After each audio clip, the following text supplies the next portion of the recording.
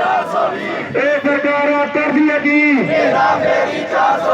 ਸਾਡੇ ਹੱਕ ਮੁਰਦਾਬਾਦ ਇੰਪਰੂਵਮੈਂਟ ਟਰਸਟ ਮੁਰਦਾਬਾਦ ਸਾਡੇ ਹੱਕ ਪੰਜਾਬ ਕਿਸਾਨ ਯੂਨੀਅਨ ਬਾਗੀ ਜਿੰਦਾਬਾਦ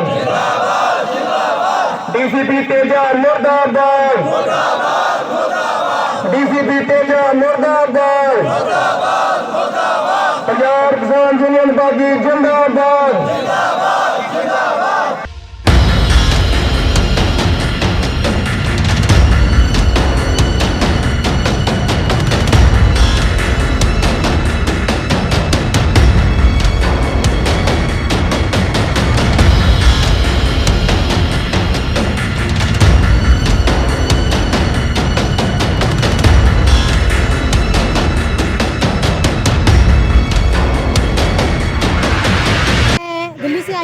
जी और कल पहुंची हूँ, आज सुबह मैं यहाँ आ गई।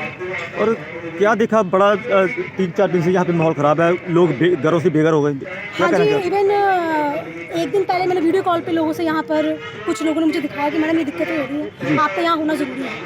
तो हमारी संस्था पूरे भारत में काम करती है और ज़रूरत पड़ी तो हम हर एक स्टेट से इनके लिए आवाज़ उठाएंगे, हर एक स्टेट से। ये आवाज़ सिर्फ पंजाब तक की नहीं रह जाएगी जी। हमारी तरफ से पहले तो लेटर्स जाएंगे, ज़रूरत पड़ी प्रधानमंत्री प्रेसिडेंट को भी हम लेटर लिखेंगे, जो कि बनता यही है। दूसरा, अभी मैं जा रही हूँ डीसी से मिलने, हमारी पंजाब की टीम आ रही है, डीसी से मिलने हम जा रहे हैं। हमें ऑर्डर चाहिए, जो कि इनका कहना है, यहाँ के लोगों की हमने सुनवाई सुनी है, ये कहते हैं कि मैडम हमें ऑर्डर दिखाई नहीं गए। क्यों नहीं दिखाए गए भाई? अगर आपके पास सही ऑर्डर थे तो आपने क्यों नहीं दिखाए जी? अगर नहीं दिखाए गए इसका तो कुछ गड़बड़ है।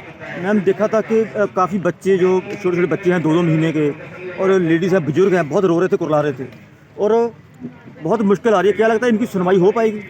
सर देखो, मेरी जो सोच है या हमारी संस्था जो काम करती है, हम सच्चाई पे विश्वास करते हैं।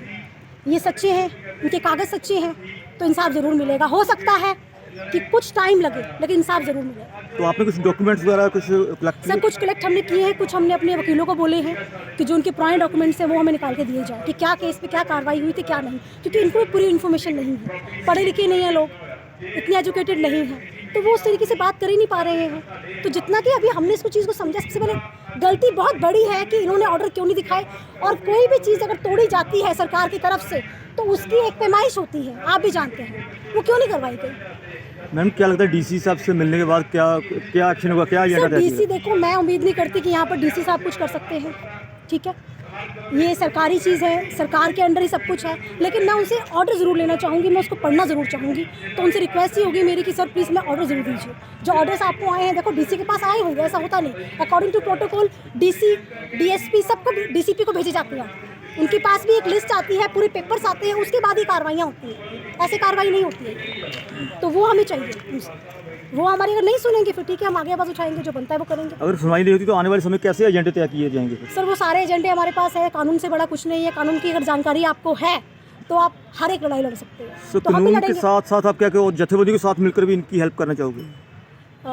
सर मैं आपका पॉइंट नहीं समझी जी। तो क्या जैसे आप कानूनी तौर पे इनकी सहायता करने चले हुए? हाँ जी, जथेबंदी, मैं इसको आप हिंदी में अगर बोलेंगे तो मैं जथेबंदी मैडम जैसी ये जथेबंदी है। हाँ जी सर, मैं तो चाहती हूँ कि सारे एनजीओ, हाँ यूनिटी बहुत ज़रूरी है। मैंने अभी हमारे किसान मोर्चा पार्टी से जो लोग आए उनको मैं रिक्वेस्ट की है कि सर हम लड़ते हैं कागजी कार्रवाई, आप लड़ो इनके साथ, इनके हक के लोग। सड़कों पर उतरना ही पड़ेगा, कि सरकारें जो है ना, ये सरकारें अब वो सरकारें नहीं रही। आज से 10 साल पहले सरकारें डरती थी कि आम जनता हमें गिरा सकती है, लेकिन आजकल सरकारें सब कुछ अपने आप को समझ के बैठ चुकी हैं। तो मैं कहूँगी आज की सरकारें हिटलर है, जो हिटलर के टाइम में होता था वो अब हो रहा है भारत में जी। और मानवाधिकार ये चीज़ होने नहीं देगा। तो मैडम जैसे ये लगता है कि रात धुंध में बैठे रहते हैं, ठंड पड़ रही है, इनके लिए कुछ इनके लिए व्यवस्था की जाएगी? आज अरुणा अरोड़ा जी से मेरी बात हुई थी, यहाँ के एमसी हैं, 5 टेंट का उन्होंने मुझसे बोला है कि मैडम खालसा ऐड वाले कर रहे हैं, और मैं सैल्यूट करती हूँ हर एक एनजीओ को। मैं शुरू से बोलती आई हूँ, जितना काम करती है सिर्फ एनजीओ करती है। आप कहीं भी देख लो, एनजीओ ने काम किया, सरकार ने कोई काम नहीं किया। तो ऐसी सरकारों को हमने क्या करना? सिर्फ वोट लेने आते हैं ये लोग और हम पे कब्जे करते हैं। ये प्रॉपर्टी की आज वैल्यू करोड़ों में है तो इनको तोड़ा गया। अगर इसकी वैल्यू कुछ नहीं होती ना, झुग्गियों में होती ना जाके कहीं जहाँ कोई वैल्यू नहीं है, तो ये सालों साल ही टूटती सर। फिर याद नहीं आता सरकार को कि हमारी प्रॉपर्टी कहीं पड़ी है, ठीक है। तो जब तक डॉक्यूमेंट्स पूरे नहीं आएंगे मैं सारे बयान दे नहीं सकती।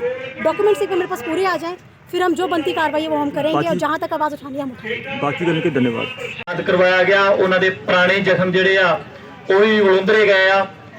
ਔਰ ਦੇਖੋ ਪ੍ਰਧਾਨ ਮੰਤਰੀ ਯੋਜਨਾ ਦੇ ਤਹਿਤ ਨਿਵਾਸ ਬਖਸ਼ਿਆ ਜਾਂਦਾ ਗਰੀਬ ਲੋਕਾਂ ਨੂੰ, ਜਿਹੜੇ ਉਹਨਾਂ ਨੂੰ ਮਾਲੀ ਮਦਦ ਦਿੱਤੀ ਜਾਂਦੀ ਆ, ਇੱਥੋਂ ਤੱਕ ਥਾਂ ਵੀ ਦਿੱਤਾ ਜਾਂਦਾ। ਪਰ ਮੈਂ ਇਹ ਸਰਕਾਰ ਨੂੰ ਪੁੱਛਣਾ ਚਾਹੁੰਦਾ ਵੀ ਕੀ ਉਹ ਇੱਕ ਨਾਟਕ ਖੇਡਿਆ ਜਾਂਦਾ, ਇੱਥੇ ਵਸੇ ਹੋਏ ਲੋਕਾਂ ਨੂੰ ਕਿਉਂ ਉਜਾੜਿਆ ਗਿਆ, ਇਹਨਾਂ ਦਾ ਕੀ ਕਸੂਰ ਸੀ? ਜਦ ਕਿ ਇਹ ਸਨ 47 ਤੋਂ ਇੱਥੇ ਵਸੇ ਹੋਏ ਆ। ਜੇ ਸਨ 47 ਤੋਂ ਵਸੇ ਹੋਏ ਆ ਤਾਂ ਹੁਣ ਤੱਕ ਸਰਕਾਰਾਂ ਕੀ ਕਰਦੀਆਂ ਸੀ? ਇੱਥੇ ਇਹਨਾਂ ਦੇ ਮੀਟਰ ਲੱਗੇ ਹੋਏ, ਇੱਥੇ ਜਿੱਥੇ ਵਸਦੇ ਆਧਾਰ ਕਾਰਡ ਬਣੇ ਹੋਏ, ਪਾਣੀ ਤੱਕ ਦੀ ਸਪਲਾਈ, ਹਰ ਤਰ੍ਹਾਂ ਦੀ ਇਹਨਾਂ ਨੂੰ ਸੁਵਿਧਾ ਦਿੱਤੀ ਹੋਈ ਆ, ਔਰ ਇਹ ਬੜੇ ਆਰਾਮ ਨਾਲ ਆਪਣੇ ਰਹਿ ਰਹੇ ਆ, ਜੀਵਨ ਬਸਰ ਕਰ ਰਹੇ ਆ। ਔਰ ਇਹਨਾਂ ਦੇ ਨਾਲ ਇੰਨੇ ਸਾਲਾਂ ਬਾਅਦ ਜਿਹੜਾ ਯਾਦ ਹੈ ਸਰਕਾਰ ਨੂੰ ਵੀ ਇਹ ਜਿਹੜੀ ਗੈਰ ਕਾਨੂੰਨੀ ਜਗ੍ਹਾ ਵਾ, ਜੇ ਜਗ੍ਹਾ ਗੈਰ ਕਾਨੂੰਨੀ ਨਹੀਂ ਤਾਂ ਉਹਦਾ ਕੋਈ ਸਿਸਟਮ ਹੋਣਾ ਚਾਹੀਦਾ। ਇਹਨਾਂ ਦਾ ਰਹਿਣ ਬਸਰਾ ਕੀ ਆ? ਸਰਕਾਰ ਦੀ ਜ਼ਿੰਮੇਵਾਰੀ ਬਣਦੀ ਆ ਕੁੱਲੀ, ਗੁੱਲੀ ਤੇ ਜੁੱਲੀ, ਤਿੰਨ ਮੁੱਖ ਲੋੜਾਂ ਕਿਸੇ ਵੀ ਇਨਸਾਨ ਦੀਆਂ ਪੂਰੀਆਂ ਕਰਨੀਆਂ। ਇੱਥੇ ਲੋੜਾਂ ਪੂਰੀਆਂ ਕਰਨ ਦੀ ਬਜਾਏ ਉਹਨਾਂ ਕੋਲ ਸਾਰਾ ਕੁਝ ਖੋਹ ਲਿਆ ਗਿਆ, ਉਹਨਾਂ ਦੇ ਘਰ ਖੋਹ ਲਿਆ ਗਏ, ਇਹ ਚੰਦ ਮਿੰਟਾਂ ਵਿੱਚ, ਘੰਟਿਆਂ ਵਿੱਚ ਉਹਨਾਂ ਨੂੰ ਬਰਬਾਦ ਕਰ ਦਿੱਤਾ ਗਿਆ। ਸਰਕਾਰ ਦੀ ਇਹ ਨੀਤੀ ਜਿਹੜੀ ਬੇਹੱਦ ਜਿਹੜੀ ਆ ਘਿਰਣਾਯੋਗ ਆ, ਇਹਨਾਂ ਲੋਕਾਂ ਤੇ ਅਤਿਆਚਾਰ ਆ, ਜ਼ੁਲਮ ਆ ਇਹਨਾਂ ਲੋਕਾਂ ਤੇ। ਜਦੋਂ ਆਮ ਆਦਮੀ ਸਰਕਾਰ ਹੋਣ ਚ ਆਈ ਸੀ ਤਾਂ ਉਹ ਇੱਕ ਆਮ ਆਦਮੀ ਸਰਕਾਰ, ਆਮ ਦਾ ਨਾਰਾ ਸੀ ਵੀ ਅਸੀਂ ਆਮ ਲੋਕ ਆ। ਕੀ ਆਮ ਆਦਮੀ ਸਰਕਾਰ ਜਿਹੜੀ ਇਹਨਾਂ ਦੇ ਧੱਕਾ ਕਰ ਰਹੀ ਉਹ ਆਮ ਆਦਮੀ ਕੋ ਹੁਣ ਦੇ ਲੈ ਕੇ ਹੈਗੀ ਆ? ਆਮ ਆਦਮੀ ਵਾਲੀ ਨੀਤੀ ਹੈਗੀ ਆ? ਜਿਹੜੀਆਂ ਇੱਥੋਂ ਦੀਆਂ ਵੀਡੀਓਜ਼ ਵਾਇਰਲ ਹੋਈਆਂ, ਜਿਸ ਤਰੀਕੇ ਨਾਲ ਪੁਲਿਸ ਪ੍ਰਸ਼ਾਸਨ ਨੇ ਗਾਲੀ ਗਲੋਚ ਕੀਤਾ, ਕੀ ਉਹ ਇੱਕ ਸੱਭਿਅਕ ਮਨੁੱਖ ਵਾਲਾ ਕੰਮ ਹੈਗਾ? ਜੇ ਉਹ ਸੱਭਿਅਕ ਮਨੁੱਖ ਵਾਲਾ ਕੰਮ ਸਾਡੀ ਪੁਲਿਸ ਪ੍ਰਸ਼ਾਸਨ ਕਰਨ ਨੂੰ ਤਿਆਰ ਨਹੀਂ, ਕੀ ਆਸ ਰੱਖਦੇ ਤੁਸੀਂ ਜਨਤਾ ਕੋਲੋਂ? ਕੱਲ ਨੂੰ ਜਨਤਾ ਕੋਈ ਕੰਮ ਉਹਦੇ ਖਿਲਾਫ ਕਰੇ ਤਾਂ ਉਹਨੂੰ ਇਹ ਕਿਹਾ ਜਾਊਗਾ ਵੀ ਜਨਤਾ ਗਲਤ ਕਰ ਰਹੀ ਆ। ਇਹ ਪੜ੍ਹੇ ਲਿਖੇ ਲੋਕ ਜਿਹੜੇ ਸਾਡੇ ਜਨਤਾ ਦੇ ਨੌਕਰ ਆ, ਜਨਤਾ ਦੇ ਟੈਕਸ ਨਾਲ ਉਹਨਾਂ ਨੂੰ ਤਨਖਾਹ ਜਾਂਦੀ ਆ, ਇਹ ਆਪਦੇ ਕੰਨ ਖੋਲ ਕੇ ਸੁਣ ਲੈਣ ਵੀ ਜਿਹੜੀ ਤਨਖਾਹ ਵਾ ਇਹ ਸਰਕਾਰ ਨਹੀਂ ਤੁਹਾਨੂੰ ਦੇ ਰਹੀ, ਇਹ ਜਨਤਾ ਦਾ ਟੈਕਸ ਤੁਹਾਨੂੰ ਤਨਖਾਹ ਦੇ ਰਿਹਾ। ਔਰ ਇਹ ਜਨਤਾ ਤੇ ਤੁਸੀਂ ਅਤਿਆਚਾਰ ਕਰਦੇ ਹੋ, ਔਰ ਜਨਤਾ ਨਾਲ ਜਿਹੜਾ ਗਾਲੀ ਗਲੋਚ ਕਰਦੇ ਇਹ ਤੋਂ ਗੁਰੇਜ਼ ਕਰੋ, ਇਹ ਤੋਂ ਬਾਜ਼ ਆ ਜਾਓ, ਨਹੀਂ ਤਾਂ ਕਿਸਾਨ ਯੂਨੀਅਨ ਬਾਗੀ ਤੁਹਾਡਾ ਸਖਤ ਨੋਟਿਸ ਲਊ। ਨਿੱਕਾ ਵਾ ਤੁਹਾਡਾ ਬਹੁਤ ਹੀ ਨਿੰਦਣਯੋਗ ਆ, ਔਰ ਕਿਸਾਨ ਯੂਨੀਅਨ ਬਾਗੀ ਵੱਲੋਂ ਮੈਂ ਇਹਦੀ ਪੁਰਜੋਰ ਸ਼ਬਦਾਂ 'ਚ ਨਿੰਦਾ ਕਰਦਾ ਵੀ ਇਹਨਾਂ ਚੀਜ਼ਾਂ ਤੋਂ ਬਾਜ਼ ਆ ਜਾਓ। ਪ੍ਰਸ਼ਾਸਨ ਦਾ ਤਰੀਕਾ ਜਿਹੜਾ ਵਾ ਉਹ ਸਹੀ ਤਰੀਕੇ ਨਾਲ ਅਪਣਾ ਕੇ ਸਹੀ ਤਰੀਕੇ ਨਾਲ ਕੰਮਕਾਰ ਆਪਦਾ ਕਰੋ, ਜਿਹੜਾ ਵੀ ਕਰਨ ਵਾਲਾ ਵਾ। ਜਿਹੜਾ ਗਾਲੀ ਗਲੋਚ ਆ ਉਹ ਤੁਹਾਡਾ ਕਿਸੇ ਤਰ੍ਹਾਂ ਵੀ ਹੱਕ ਨਹੀਂਗਾ ਵੀ ਕਿਸੇ ਦੀ ਧੀ ਭੈਣ ਨੂੰ ਤੁਸੀਂ ਗਾਲਾਂ ਕੱਢੋ, ਸਿੱਧੀਆਂ ਗਾਲਾਂ ਕੱਢ ਕੇ ਉਹਨਾਂ ਤੇ ਅਤਿਆਚਾਰ ਕਰੋ। ਇਹ ਤੁਹਾਡਾ ਕਿਸੇ ਤਰ੍ਹਾਂ ਵੀ ਹੱਕ ਨਹੀਂ ਬਣਦਾ ਕਿਸੇ ਤੇ ਅਤਿਆਚਾਰ ਕਰੋ। ਜਿਹੜਾ ਕਾਨੂੰਨ ਦੇ ਦਾਇਰੇ ਦੇ ਤਹਿਤ ਜਿਹੜੀ ਸਾਨੂੰ ਇੱਥੋਂ ਇਨਫੋਰਮੇਸ਼ਨ ਮਿਲੀ ਆ ਉਹਦੇ ਤਹਿਤ ਸੀ ਵੀ ਇਹਦੀ ਪਵਾਇਸ਼ ਹੋਣੀ ਸੀ ਏਰੀਏ ਦੀ ਪਹਿਲਾਂ ਜੋ ਇਹਨਾਂ ਦਾ ਕੇਸ ਚੱਲਦਾ ਸੀ। ਪਵਾਇਸ਼ ਕਿਉਂ ਨਹੀਂ ਕੀਤੀ ਗਈ? ਕਿਉਂਕਿ ਇਹ ਮਿਲੀ ਭੁਗਤ ਵਾ ਗਰੀਬ ਲੋਕਾਂ ਤੇ ਅਤਿਆਚਾਰ ਕਰਨ ਦੀ, ਉਹਨਾਂ ਨੂੰ ਉਜਾੜਨ ਦੀ। ਜੇ ਉਹਦਾ ਸਹੀ ਤਰੀਕੇ ਨਾਲ ਪਵਾਇਸ਼ ਕਰਦੇ ਸੀ ਤੇ ਇਹ ਸਾਰਾ ਕੁਝ ਨਹੀਂ ਇਹਨਾਂ ਦਾ ਬਣਦਾ। ਔਰ ਇਹਨਾਂ ਨੇ ਬਿਲਕੁਲ ਕਾਨੂੰਨ ਦੀਆਂ ਹੱਦਾਂ ਨੂੰ ਤੋੜ ਕੇ, ਕਾਨੂੰਨ ਦੀਆਂ ਹੱਦਾਂ ਤੋਂ ਬਾਹਰ ਆ ਕੇ ਸਾਰਾ ਕੰਮ ਕੀਤਾ। ਔਰ ਇਹਦੇ ਲਈ ਲੰਬਾ ਸੰਘਰਸ਼ ਲਿਖਿਆ ਜਾਊਗਾ। ਹੋਰ ਜਥੇਬੰਦੀਆਂ ਨੂੰ ਵੀ ਇੱਥੇ ਸੱਦਾ ਦਿੰਦੇ ਆ, ਵੱਧ ਤੋਂ ਵੱਧ ਜਥੇਬੰਦੀਆਂ ਇੱਥੇ ਪਹੁੰਚਣ ਤੇ ਇਹਨਾਂ ਲੋਕਾਂ ਦੇ ਸਹਿਯੋਗ ਦੇ ਨਾਲ ਵੱਖ-ਵੱਖ ਜਥੇਬੰਦੀਆਂ, ਸਿੱਖ ਜਥੇਬੰਦੀਆਂ, ਆਰਗੇਨਾਈਜੇਸ਼ਨਾਂ ਜਿੰਨੀਆਂ ਵੀ ਸਾਡੇ ਕੰਟੈਕਟ ਦੇ ਵਿੱਚ ਹੈਗੀਆਂ ਜਾਂ ਜਿੰਨੀਆਂ ਵੀ ਸੋਸ਼ਲ ਮੀਡੀਆ ਦੇ ਜ਼ਰੀਏ ਦੇਖ ਰਹੀਆਂ, ਅਸੀਂ ਸਰਕਾਰ ਨੂੰ ਚੇਤਾਵਨੀ ਦੇਣੀ ਚਾਹੁੰਦੇ ਆ ਕਿ ਇਹ ਸਰਕਾਰਾਂ ਜ਼ਿਆਦਾ ਦੇਰ ਨਹੀਂ ਧੱਕਾ ਚੱਲਣ ਦੇਵਾਂਗੇ। ਅਸੀਂ ਸਰਕਾਰਾਂ ਦਾ ਧੱਕਾ ਨਹੀਂ ਚੱਲਣ ਦੇਵਾਂਗੇ।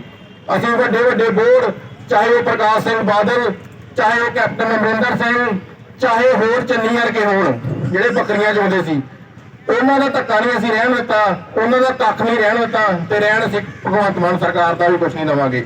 ਇਹ ਜਿਹੜੇ ਜਿੱਦਾਂ ਇਹ ਘਰ ਢਾਏ ਗਏ ਆ, ਏਦਾਂ ਹੀ ਇਹ ਸਰਕਾਰ ਵੀ ਡਿੱਗੂਗੀ। ਇਹ ਮਤ ਸੋਚਣ ਕਿ ਇੱਥੇ ਕੁਝ ਨਹੀਂ ਹੋਇਆ ਜਾਂ ਇਹਨਾਂ ਦਾ ਕੋਈ ਵਾਲੀ ਵਾਰਸ ਨਹੀਂ ਹੈਗਾ।